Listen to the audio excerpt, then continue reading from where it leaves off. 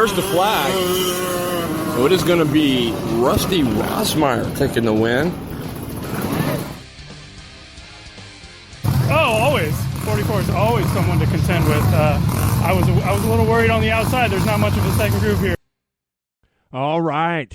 Welcome to the show, everybody. The Northwest Race Report. What is going on? My name's Terry Bridges, and I'm your horsepower and performance broadcaster. And this is another winning Wednesday. Boy, man, I just can't believe how quick the time goes by. I mean, it just, boom. It's Wednesday before you know it. So appreciate you all coming in. Josh Cully, boom, P1, my man in the house.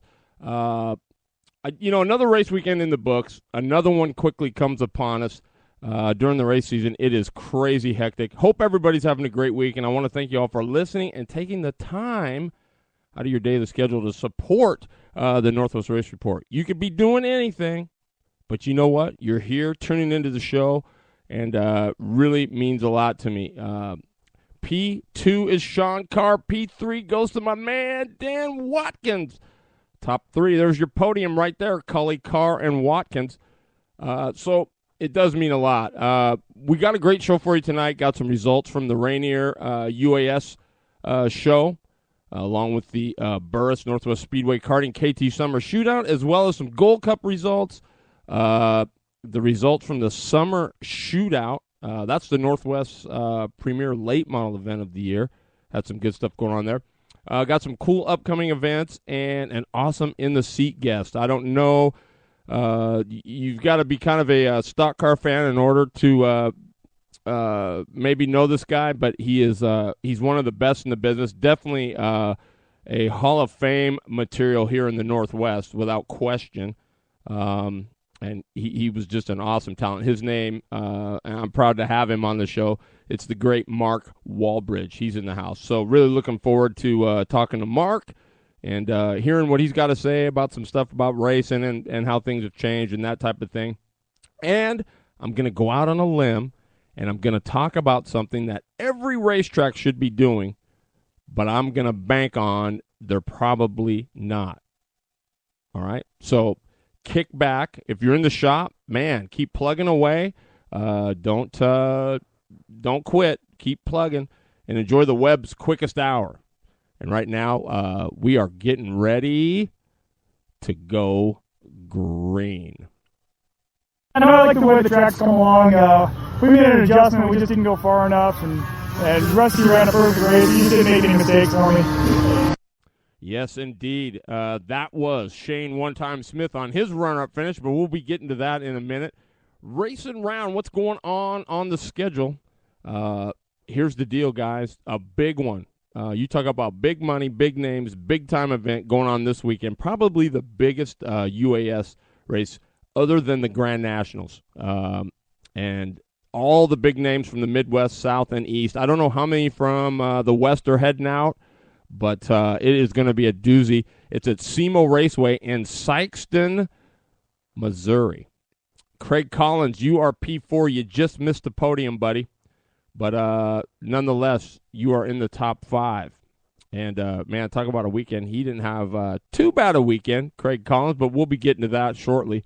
But check this out. I mean, this money-wise, this is probably got to be the biggest money race the UAS has this year for sure. $5,000. Yep, $5,015 to win. If you're blessed enough to win it on Burris tires, it'll be your earnings will be $5,265. I mean, that's out of the top four we got here on the chat. Yeah, I was gonna say, chime in, let me know. That is some big money. I mean, hey, a guy could probably afford to go racing, for that. But nonetheless, that's going to be going on this weekend, July 4th. All the big guys are going. Chizzy, all the guys. That's probably why they're not boom in the house right now, because they're all on their way there. But man, I want to wish all those guys back there. Wes Snow, I don't know if you got on Facebook. If you guys haven't befriended some of those guys, you really should on Facebook, because I mean, it's just a good reference to have and good networking because they've got some good contacts back there. Colin, especially you, man, you might really benefit from that because they're 4-cycle gurus back there. So, who knows? Maybe Doug could learn a little something too. But anyway, that's going on this weekend, July the 4th. That should be very cool. I honestly wish I was going there to check it out. I really do, but I'm not. So anyway, the Wild West Shootout for the open cages. This is probably the biggest race we got on the West Coast other than the Cage Cup. And it's going on at Big Sky Cartway in Missoula, Montana. Now, a couple weeks ago, you might have heard Shane Smith talking about being there, and he says, man, the track is sweet. It's banked. Michael Lundeen, you are P5, sir. You made the top 5. But, yes, you would need your A game. But he says the straightaways are banked. It's got a cushion. You could back it in. Oh, man. Back-to-back and sending them packing, my boy Sean Hill in the house. You are P6 tonight, Sean Hill. Not bad. You're still top 10. Yeah, man. Chizzy better be your buddy, Cully. He's got, but don't kid yourself. Justin Jones has got a pretty bad GX 390. And I think Sean Hill's got a 392. Don't you, Sean? I'm pretty sure. There was a couple real quick GX 390s. I know the guy that won the Iron Man. What's Iron Mike? He's got I think he had a 390. So there's some bad boys back there that run the 4-stroke stuff. That stuff runs back there. We think our stuff runs out here, man. Man, I'm telling you, it'd be like, what? You're bringing that where? I mean, man. So anyway, Big Sky Cartway, Missoula, Montana, all the big names going to be there. I know Renee Angel's going. I know Ryan Foster will be there. All the guys from QFC, all those cats are going to be there. Open practice, though, check it out, starts tonight. So you're almost kind of late if you're on your way over there now. Prelims are going to start tomorrow at 7 p.m. They're going to do all the heats and all the consies and all that stuff tomorrow and Friday night starting at 7 p.m. So all that stuff's going to be under the lights. Yeah. Nothing better than racing under the lights, I'm telling you. And then Saturday, they're going to have all the dashes and the main events.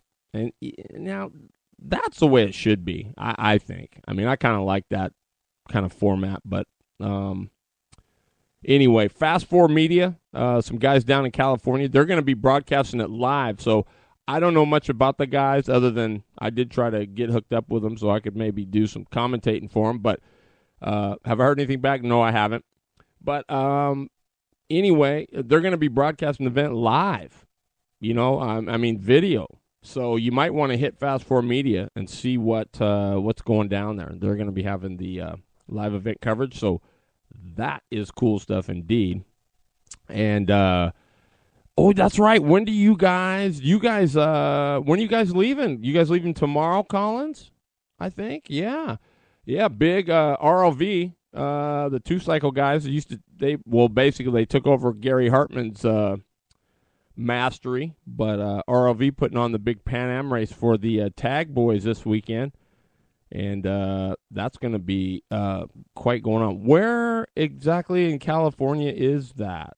Is that I'm trying to think. Is it Santa Maria? Is that where it is, or is it actually L.A.? Or I'm not 100% sure. But that's going to be going on. A lot of our boys coming. Those of you on the chat line, Craig Collins drives for Hugler Racing Engines, so he'll be going down. Doug Hugler himself, the owner of Hugler Racing Engines, going down, and I'm sure a bunch of them, Monroe Jordan and the Miami boys will be down there this weekend. So that should be good. That should be good stuff down there for the pavement guys. So good luck, Craig. That's pretty cool. PK 250. Oh, Doug left this morning. Wow. Okay, and I was right. Santa Maria, sweet. All right. So good luck down there, and you're leaving tomorrow, I'm guessing, or you're flying in or whatever, because you're the big gun, right? You're the big gun. So now is Hugler paying for your airfare too? Is that part of the deal? I'll bet. No way. Maybe. That'd be cool if he did, but nonetheless. A PK 250, Sean Hill. All right, so you and the Hitman are running the same motor package. And I'm going to assume it's Stephen Gleason does your stuff. Is that correct?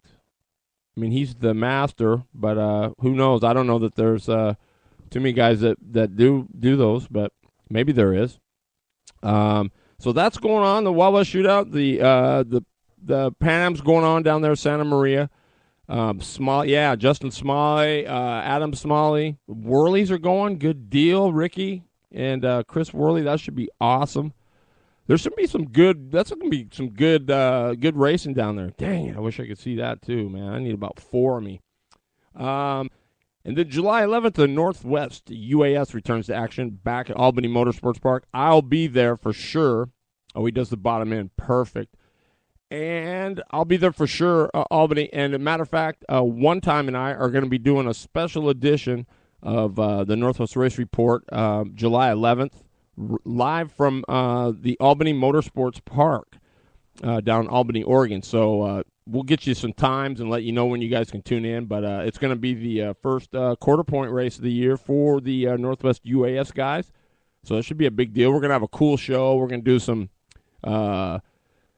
we're going to do a little bit regular show for the first half, and then we're going to have some special guests sit in and chat with us the second half. Guys like Zimmer and One Time and maybe Ronnie Cox and just a whole host of guys that are coming down. So we'll get them on the air. You guys can chit-chat, have a good time.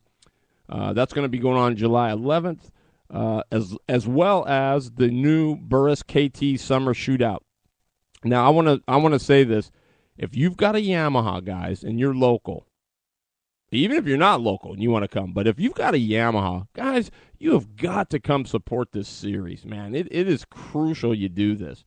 I mean, we had 7, I think, last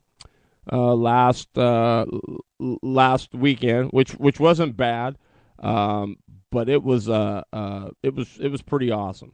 I mean, it's going to be an awesome series if we get enough guys. I mean, it was F200s are allowed, so I'm going to get on Worley and those guys because I know they got some F200s.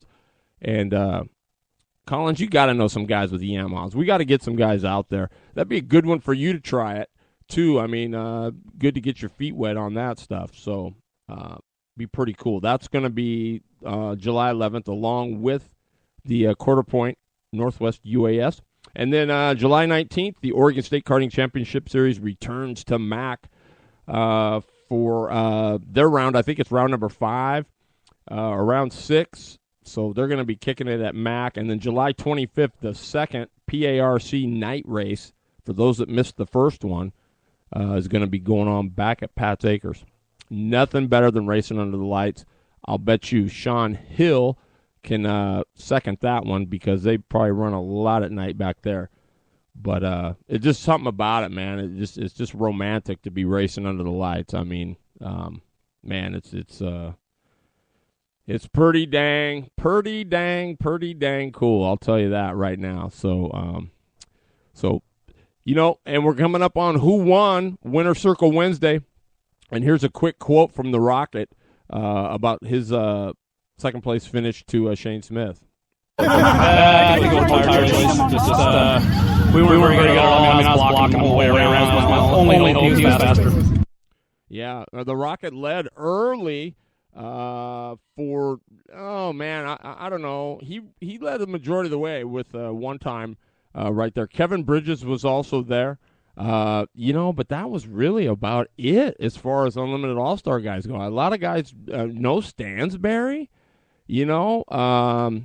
So the Rocket still leads in points. Shane Smith second. It's just it was just too bad that they that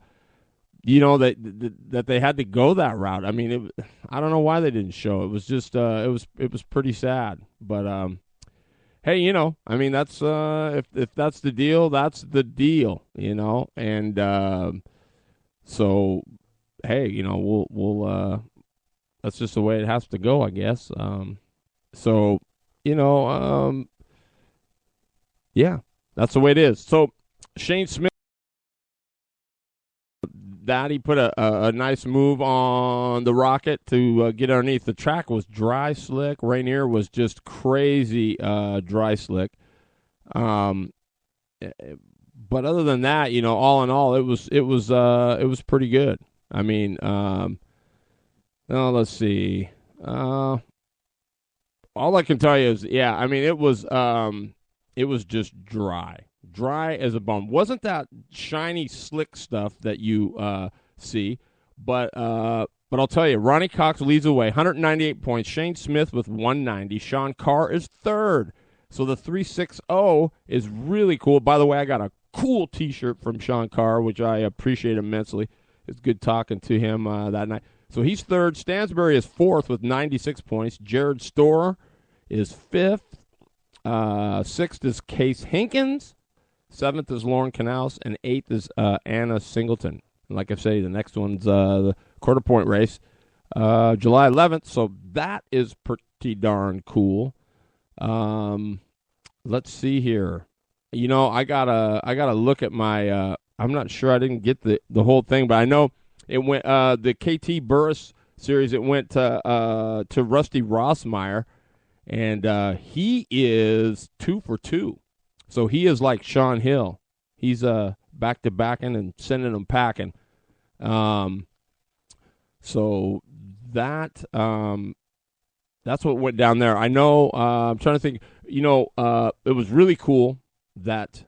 The Wisconsin Whiz. Man, why am I drawing a blank? Brent Meyer. He came all the way up from Newburgh, Oregon, to run, and he ran third for a while, and I can't remember. And I should have. I thought I had. Normally, I'm just going to give the winners, but I know it went Rossmeyer and Shane Smith 1, 2, and then third I thought was. Where did you finish in that deal? Did you run the Yamaha portion of it, Sean? I thought you were. Were you in there? I know Tyler Weber was, and there were several, but I didn't get the. I'm going to try and see if I can look it up here, but yeah. So anyway, it was a great race. It was short. I got there late because I was doing the Northwest Gold Cup. Over at in Spanaway, and so that was I'm trying to look it up here, see if I can get it. No, let's see here. Northwest Speedway. Okay, there we go.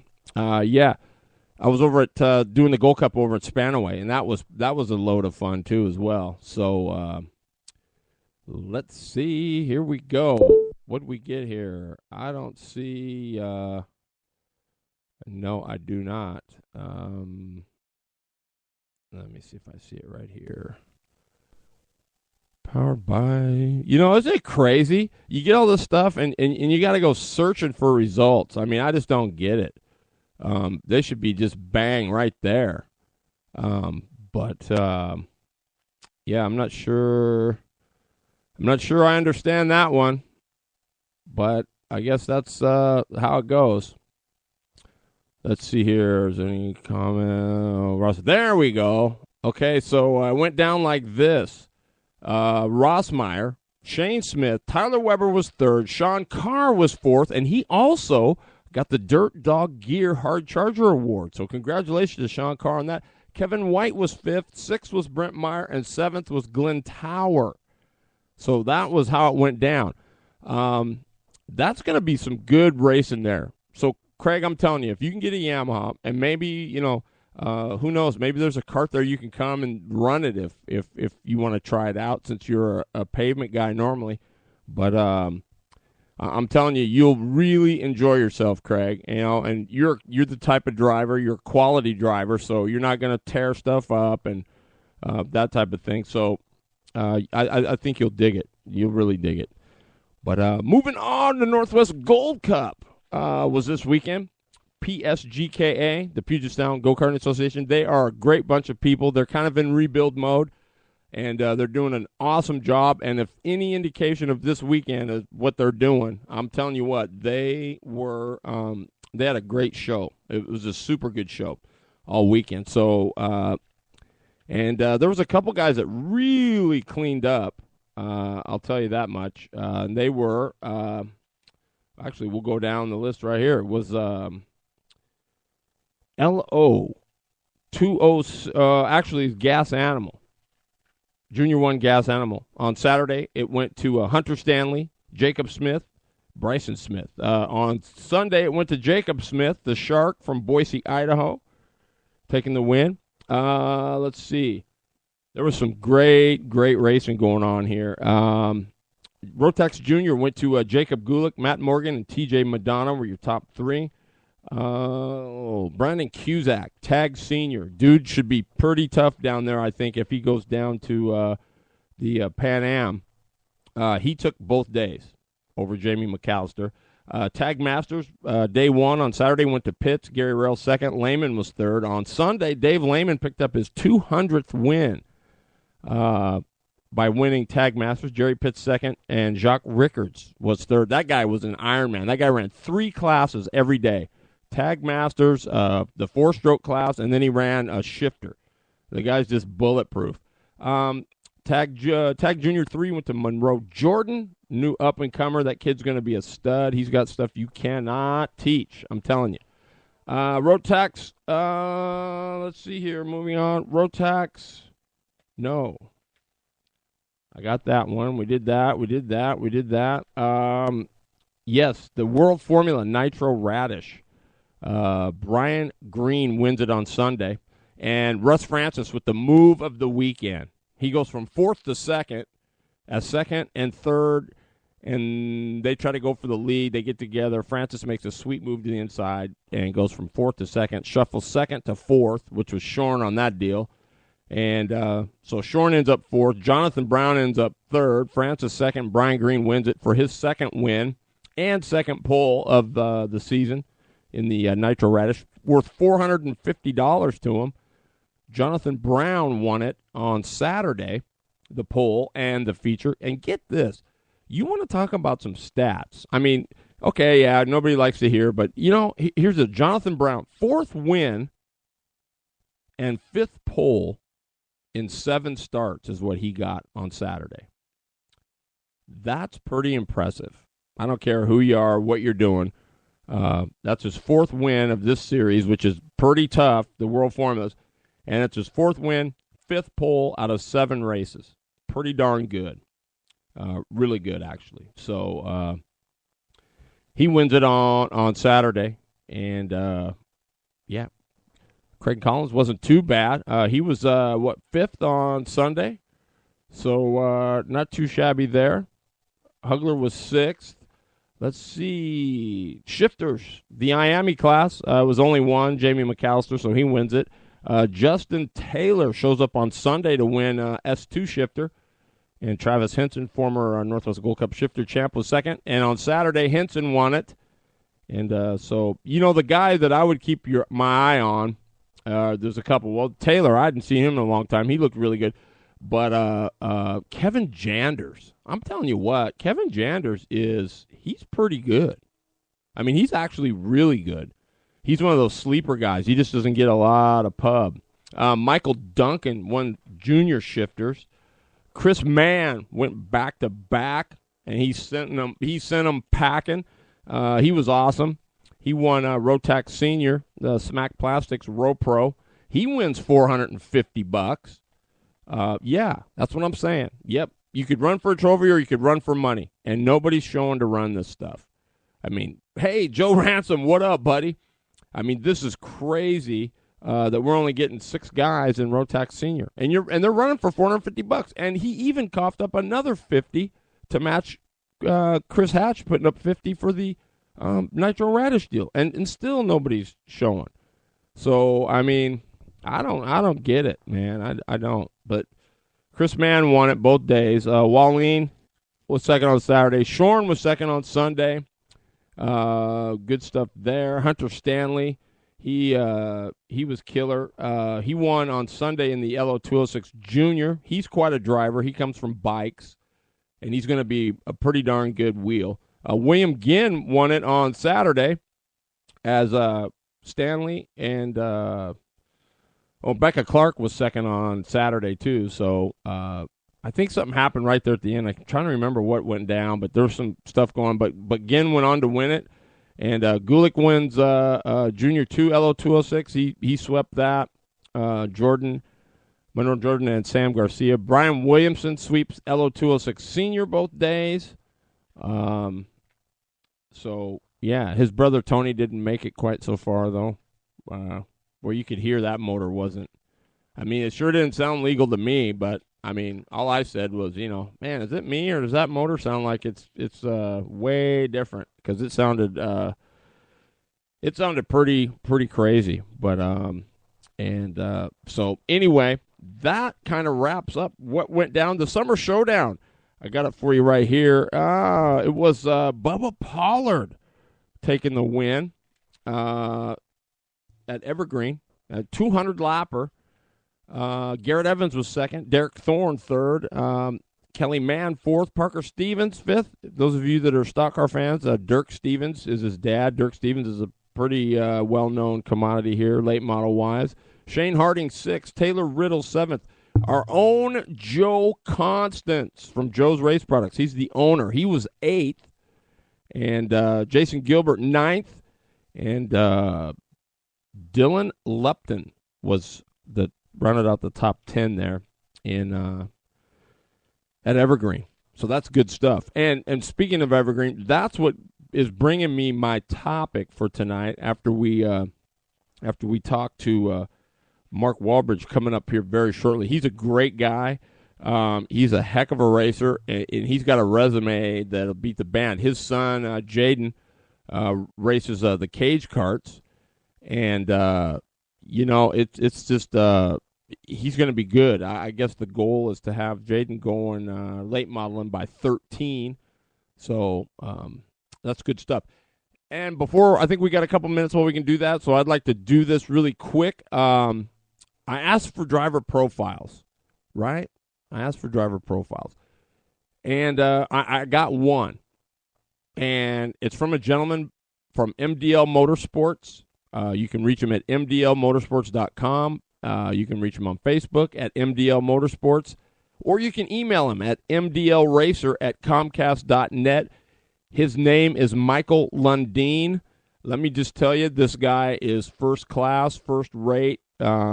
He has one of the cleanest machines you'll ever have. It's a 2014 GP12. It's based on the CRG. He's got a Shark Shifter Honda 125, and his cart number is 34. He's got Shark Shifter does the motors. CMC helps out with the chassis. Part support is Shark Shifter, eShifter, Kart.com, and Acceleration Karting. He uses VP Fuel, sponsored by Northwest Solvents of Eugene. His safety gear is OMP, and he wears an Arai helmet. And his other support is Les Schwab Tires, 425 Motorsports, and Word Racing. He runs the IKF Road Race, the IKF Sprint, and the Oregon State Karting Championship Series for now. Sprint Stock 125 and Super Stock 125 S2 when he's on the Gold Cup, some of the larger things. And he belongs to both the Pat's Acres Racing Complex and the International Karting Federation. Sponsors. He has the Willamette Valley Cancer Institute, the Oregon Cancer Foundation, Scott Olmos Photography, Les Schwab of Eugene, and the 18th Street and Playhouse and Cow. Oh, that's on 18th Street. Okay, and Playhouse Coffee Roasters beginning August 2015. So Michael Lundeen is a stand-up guy. See if I can get through this. I don't want to rush through it too much, but he's a 25-year firefighter paramedic who's getting ready to retire pretty soon. He lives in the city of Eugene. He's all about promoting the sport of high-performance kart racing at the regional and local level with enthusiasts, both young and old, while supporting valued partnerships. Hang on, there we go. Mark Walbridge, is that you, my man? Yes, it is, Terry. How are you? Wow, you guys, am I proud to introduce my guest tonight. Like I said, if you're not a stock car guy, you still may know of him. He's a Hall of Fame. He's Hall of Fame material here as far as I'm concerned to get on the West Coast Hall of Fame. But his name is Mark Walbridge. Mark, thank you so much for taking the time out of your day to be here on the show. Well, my pleasure. Thank you for having me. So just tell us just quickly, how did you were you always a stock car fan, or did you watch it as a kid, or what put the size 12 in your fanny to make you get in a race car? Well, it's really kind of funny. My dad started me in quarter midgets when I was 4 years old in 1957.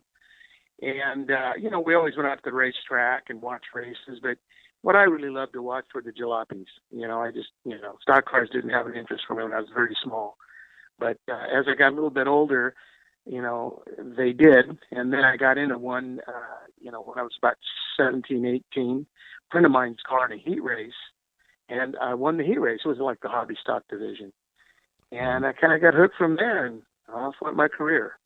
Wow, that's pretty awesome. It's amazing how addicting racing is, isn't it? You know what I mean?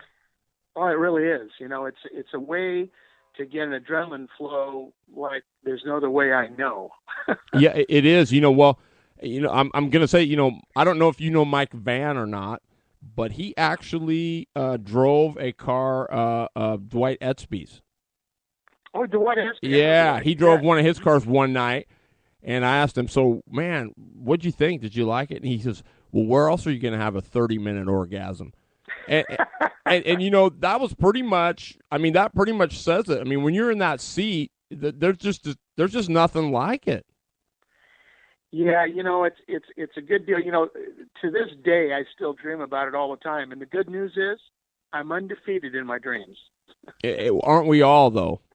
and we're all fast time every time, too. That's true. So, but, in dreams, you end up, in the weirdest situations from a race car to climbing a mountain in, Pakistan. You know what I mean? In your dream. Absolutely. So now you're a commercial pilot by day and your race car.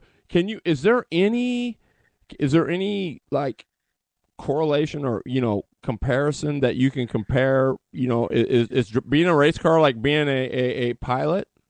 Well, I consider them definitely related. I'm an international airline pilot now. I'm currently flying a 777 International. But before that, it was a 747 for years and other Boeings. And, there is a thrill when you push those throttles forward. And every 6 months we go to the simulator and we really get a lot of action in the simulator that we pray we never get in the real airplane. But no, there definitely is a definite correlation between the two. The difference being is in a race car, you take calculated risks. In an airplane, you don't. Okay. And yes. And so you can't have that, what is it, take off your head and put on your helmet mentality, right? That's right. No, you take chances in a race car because you're there to pass cars and win the race. But in an airplane, you're there for one purpose, and that's to get to A to Z safely. And you're the one responsible for that for a lot of lives. So it's a different mindset, but sometimes problems will arise where you end up with a handful, and you've really got to get on top of the problem. Absolutely. But as far as maybe your mind and the thought processes and stuff that you're going through, even when you're out front and the car's working good, or you're up in the air and things are going good, is your mindset about the same there? You're probably thinking about a lot of different things all at one time. Well, not so much. And we get up to altitude, the autopilot's on, and we're just talking and having fun. But in a race car, you pretty much have to stay in the game because as I could teach my grandson Jaden now, who's just 10, who's racing, as you know, the outlaw karts. I said, buddy, you're not allowed really any mistakes. If you make one, sometimes you can recover, but a lot of times it's the difference between getting up there and winning the thing or, getting stuck in the back or crashing your car. So you got to keep that concentration at its highest level for the entire race. Whereas in an airplane, we get up there on autopilot altitude, we can relax. Right. There's a big difference there. Absolutely. Well, and you've seen a lot because you ran back and you started. When did you actually get serious? When you were really serious with the I mean, was it late 70s? Is that? No, it was the mid 70s, and I raced a lot of different divisions. Portland Speedway being my home track. I started out in the quarter mile stock cars, then graduated to the half mile. Got Rookie of the Year in 78. I've raced against a lot of really very good drivers who I've learned a lot from. Guys like Herschel, Ron Eaton, Art Roth. Oh yeah. All these guys out there. They're very good to me. I was a little bit of a pest, asked a lot of questions, and I got a lot of answers. And eventually was able to kind of put some stuff together, and then started winning some races myself. And after a while, we were winning fairly consistently. And but it wasn't all my doing. It was just a lot of those guys sharing their knowledge with me, and it was fun. It was fun learning it. Oh yeah, it is. Well, I can tell you, your cars had an effect on me because, there was that one your Monte Carlo with the white frame and cage on it. I remember when I saw that thing, I honestly thought I was gonna die. I mean, it was like. It was the most gorgeous thing I'd ever seen. I'd never seen one with a white framing. It was just so clean and sweet. And so that next year, man, my car had a white framing cage. I mean, it was crazy. Well, thank you. I've been very blessed in this sport to, have gotten help from a lot of different sponsors. And my main sponsor up to the year I retired was the Hanna Car Wash International, and Dan Hanna, who's since passed away. Really helped me out quite a lot as a great sponsor. And our cars wear that color, and they did look good. And, we were able to get a lot of success. I mean, the money didn't hurt, but, money alone doesn't get it done. A lot of guys spend a lot of money and they don't win races. I mean, you need a lot of knowledge and some luck and some experience to get it done.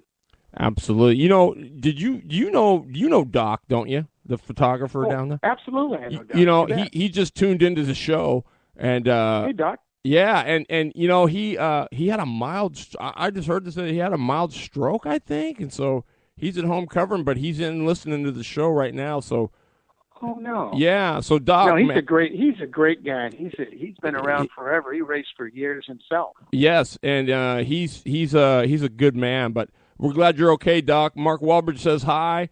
And so my next question to you, Mark, is you've seen it all then. I mean, a lot. So looking at young racers now or people that are jumping in, what do you think, what's the biggest mistake they're making when they're starting out?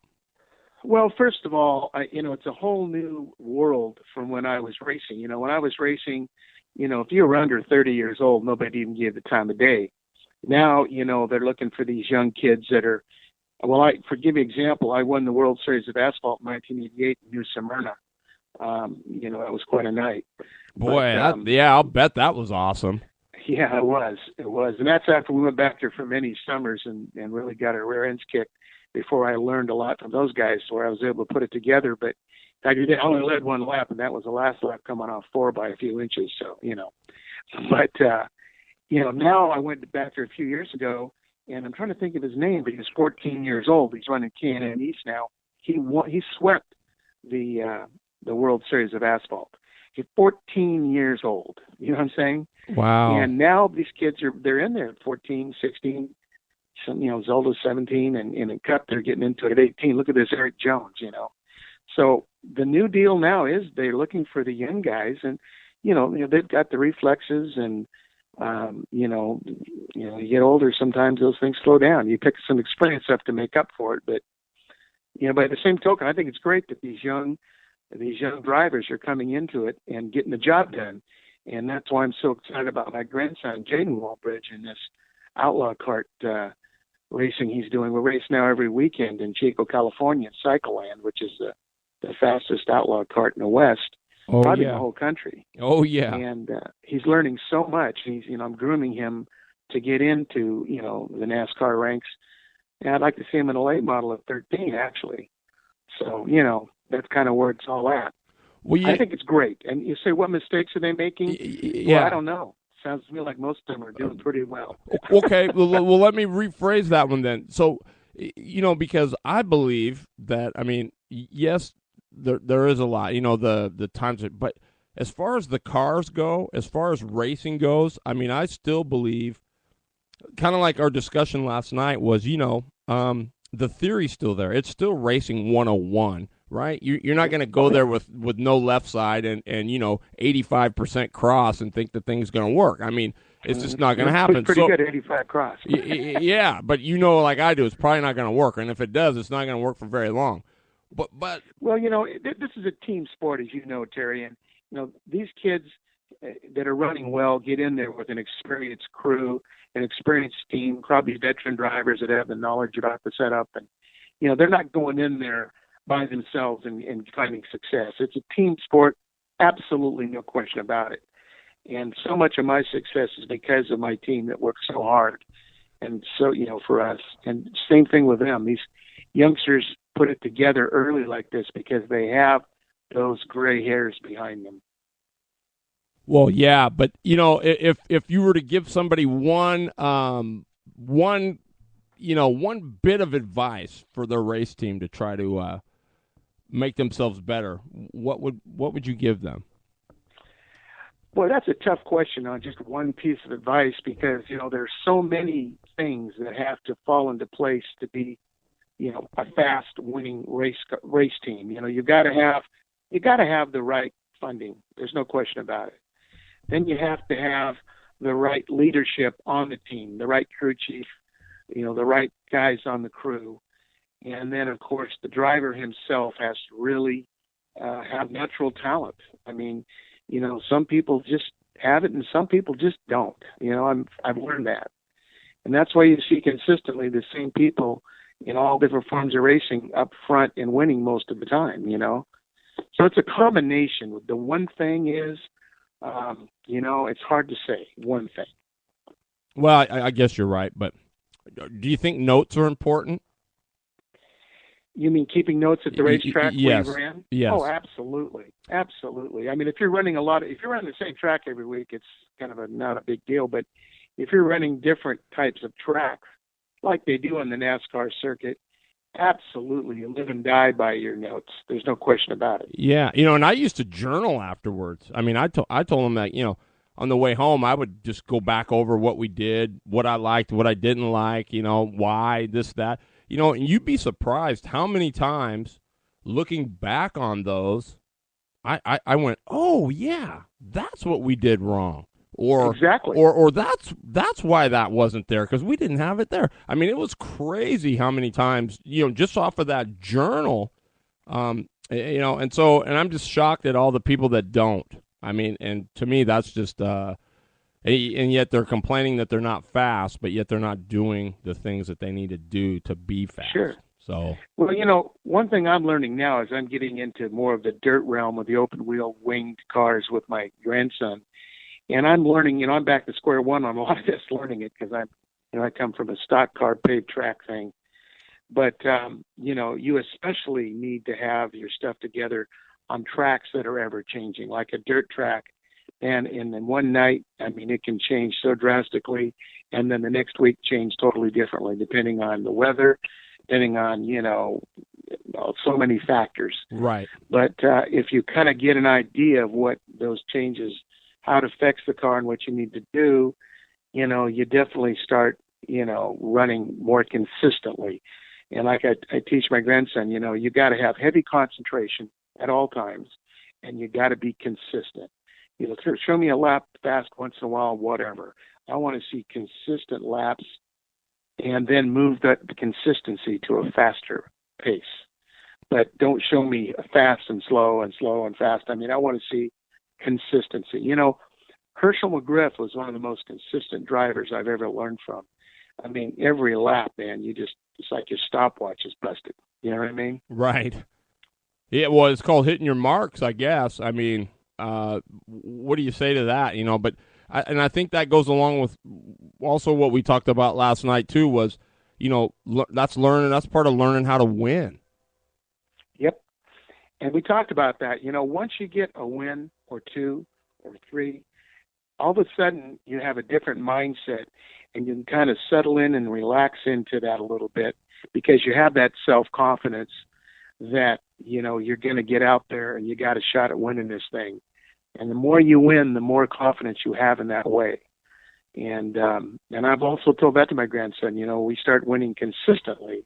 He's popping them off here and there, but when he gets consistently winning, and again, he just turned 10, but, then it's a whole different ball game in your mind. And that's so important. Yep. And, it's funny you say that he's only 10, excuse me, because, I watch some of these dads that they scream and holler and they're all over these kids, and I don't know that we really realize the kind of pressure. I mean, you're looking at a 10-year-old kid, and the dad says, well, he's doing some crazy. Well, you know what?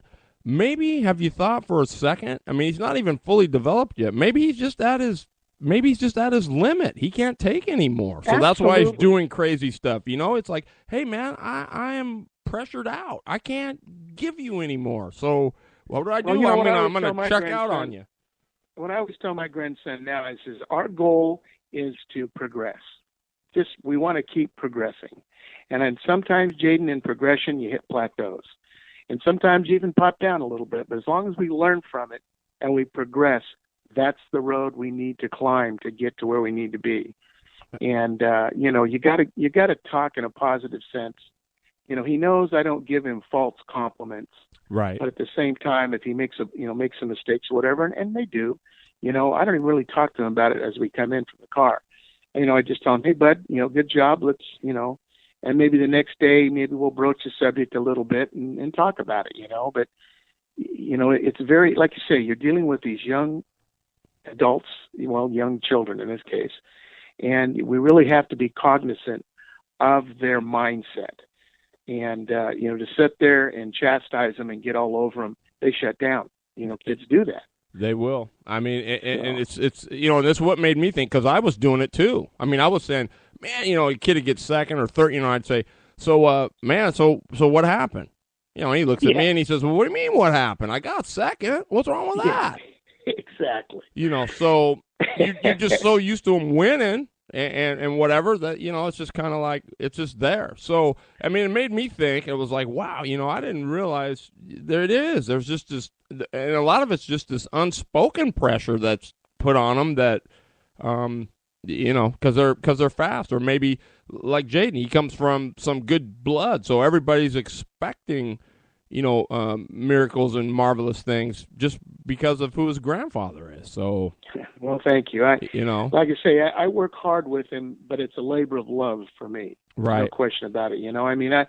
My day has come and gone. In fact, I joke around. I say, whenever I watch the old stuff, films or whatever of me, I say, I need to play the song Glory Days in the background, especially that one line that says, all you have left now are boring stories. They're never boring to me, man. I love that stuff. But I got one last question I just have to ask you. Sure.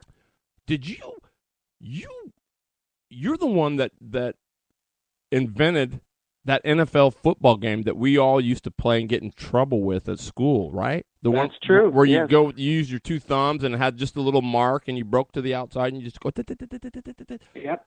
The VCR quarterback game. Yep. We sold 1 million of them. I got the NFL Golden Helmet Award and went on to get licenses with NBA basketball, PGA golf, NHL hockey, WWF, VCR WrestleMania. We had a whole line of them. Did real well for a long time. Wow, that was a cool. The football game. I didn't really play any of the basketball ones. Believe that or not, but the football one, man, it was ripper. Because I used to be like Earl Campbell. I'd break that thing to the outside and I'd be gone, baby. Yeah, it was a good time. I've had a very blessed life, and I still am having a very blessed life, and I'm very grateful for it. And just like tonight, being able to call and talk to you, and I don't know how many people are out there that used to follow me or my fans, but I appreciate all those people and all of the encouragement they've given me over the years, and celebrated with me when we've won, and came down when we didn't, and said, "Hey, good job." And I think to myself, "No, I didn't, but thanks anyway." One of those things. Right. I want to thank all of those people because they're what makes it worthwhile. Well, man, all I can say, Mark, is, I mean, we just knew each other a little bit, but through the racetrack and through racing, that's one of the beauties of racing. I think that's one of the things I like the most is, you're a class act. I mean, and you can't really change what's there. I mean, you're looking at it day in and day out. So, I mean, don't kid yourself. I mean, those people followed you for a reason. And, if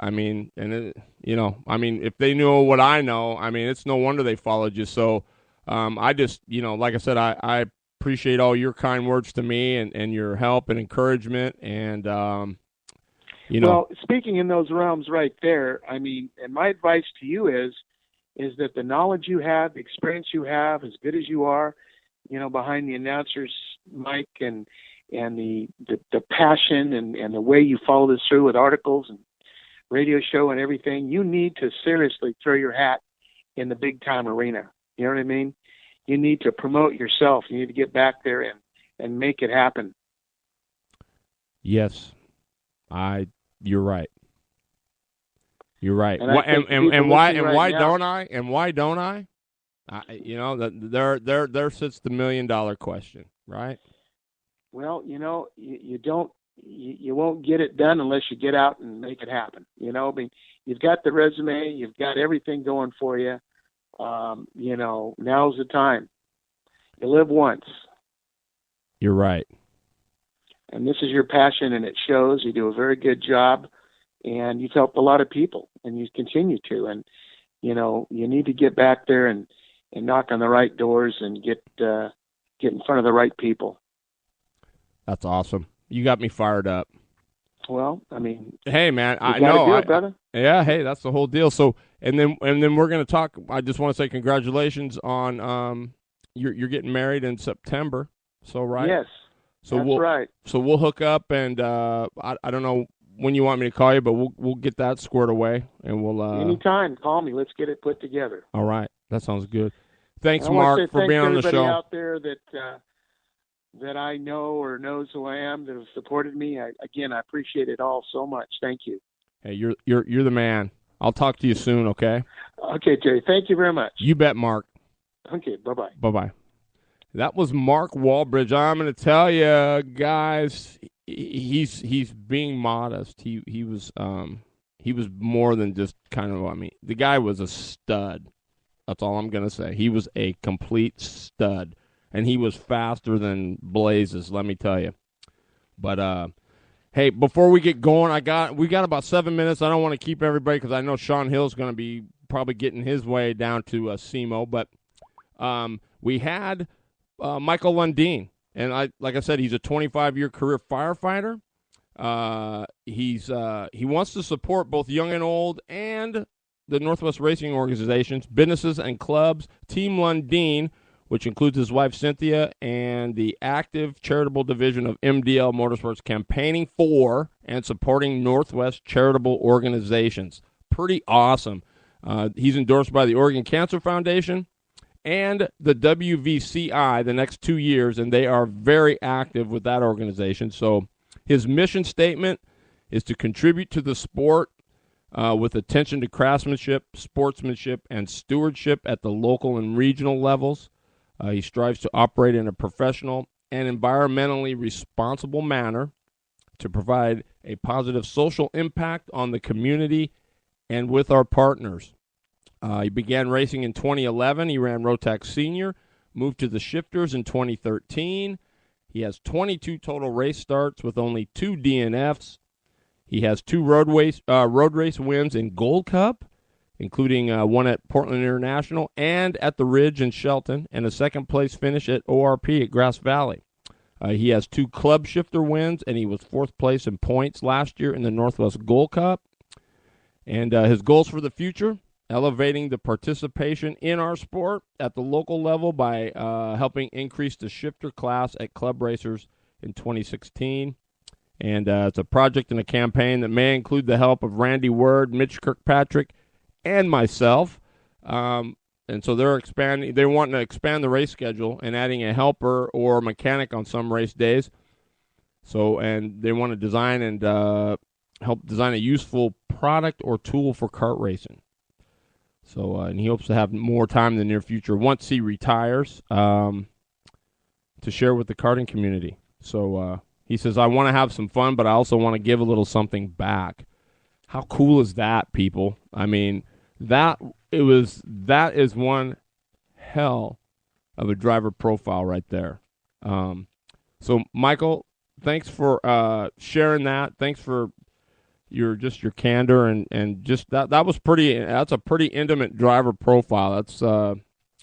That's just the type of guy he is. He's pro like that, and he's first class all the way. And so he is our initial and inaugural driver profile inductee, Michael Lundeen. So thank you, Michael. That's pretty awesome. And no, Chiz, I know. I figured you guys were probably on the road, but it's okay, man. You probably had it on in the shop, so that's cool. That's what this is for, man. It's an hour to kick it in the shop and have something in the background, and hey, it's awesome. But pass along the word. Terry at terrybridges.com is where you can send the driver profiles. I'll try to do one every week. Had Michael, so he is our inaugural driver profile inductee. That's pretty cool. Can't ever take that away, Michael. So thank you for the fantastic. I'm going to keep that on file. I'll always have it. And it'll just help me kind of get to know, each driver and stuff. So I'm looking forward to getting some of those UAS resumes and profiles from those guys like Cody Chisholm, Dave Chisholm, Sean Hill. I mean, you know what? I haven't even met these guys, and it's just through Facebook. And I want to just tell all those guys, I love them all as if I knew them from I was, a little kid. I mean, they're just great guys. I know it. I can't wait for the day that I can get back there and meet all those guys. I mean, I am seriously excited about that, and I want to definitely make that happen. For all you guys running the Wild West Shootout, Renee and the whole gang, everybody, good luck to you.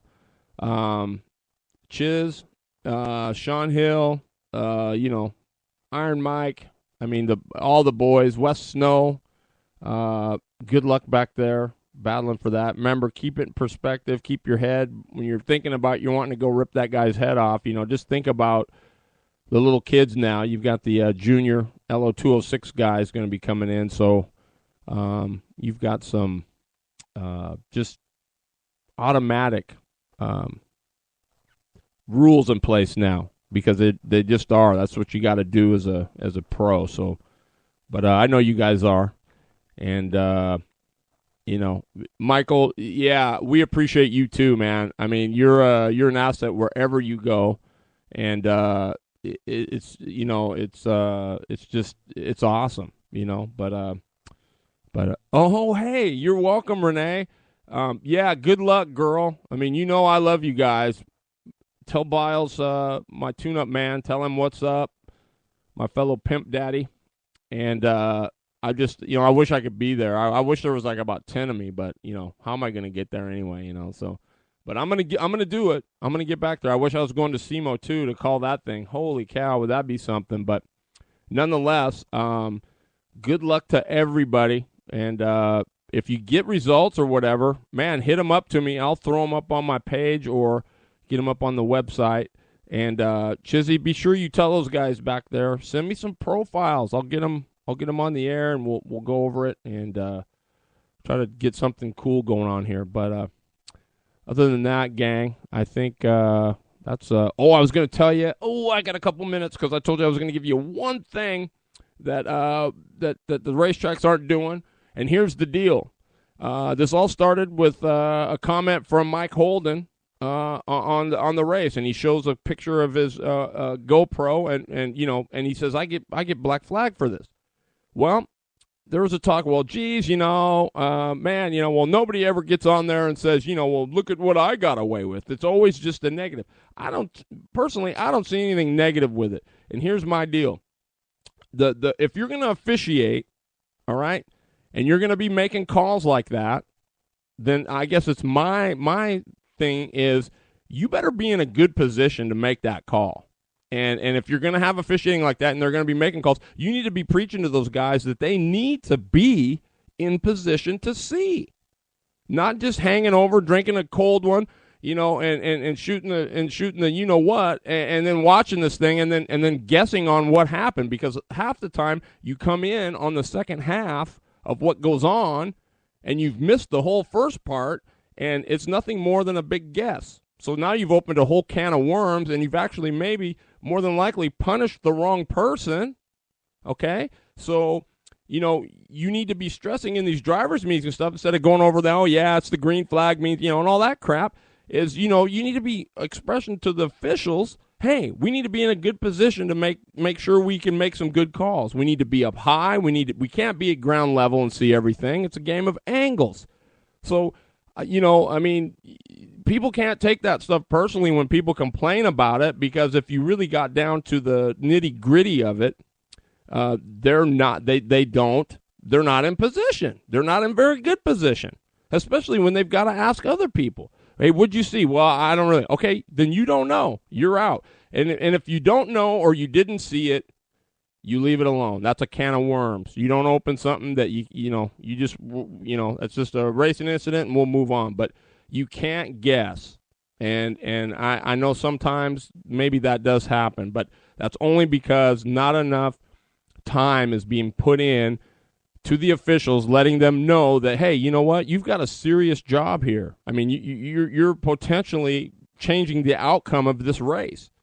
So if you're not in a good position, and or we need to get more guys, then that's what needs to happen. But you can't get angry with the racers or the fans or whatever when they say, man, that was a lousy call, or what do you think? I got black flag for this. What I mean, that's a legitimate question. Why did I get black? Here's what I saw. Here's what actually happened. And you'll see it if you go to the Facebook. You'll see Holden's thing. He asked, and there was a big thing. Oh yeah, it's always negative. It's always this blah blah blah. It's not. It has nothing to do with that. I didn't even see that as that way, and I don't think it was any kind of a personal attack on anybody at Evergreen. The guy just wanted to know what happened. And if you look at it, based on the penalty, they caught the second half of it. They didn't see the first part where the guy got squirrely loose getting in. And basically lost it, and then spins across the front of the guy, and then when the guy tags him and he goes on around, they put him to the back, and they totally missed it. I mean, it was a bad call.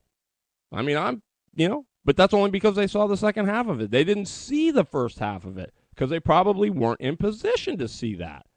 So that's what I'm saying, and that's all I'm saying. And so maybe racetracks need to look at that and look at maybe stressing. I know basketball officials, football officials, every other kind of official, they tell you, man, you need to get a wide field of vision. You need to be in position, and you need to be ready. And if you don't see the whole play, you don't make a call. You leave it alone. So with that, that's my gripe, or not really my gripe, but my preach of the day is, hey, if we're going to call these races and we're going to be officials, then let's be professional and give them professional results, right?